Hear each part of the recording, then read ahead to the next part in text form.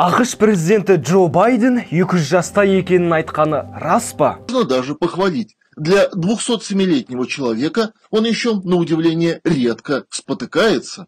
Жақында ресейлік пропаганда Байден 207 жылдан бері сыртқы саясатпен айналысып келе жатқанын айтты деп жаза бастады.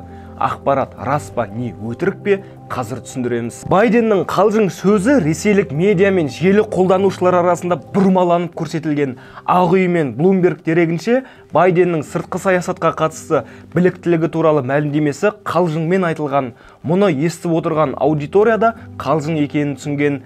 Байден мәлімдемесінің үзіндісін көріп алсақ. Қазір сіздерге заландыратын нәрсе айтамын деп тұрмын. Меніңше, мен Американың сыртқы саясаты жайлы бүгінде өмір сүріп жатқан кез келген адам, соның ішінде доктор Киссинджер секілді көп білемін.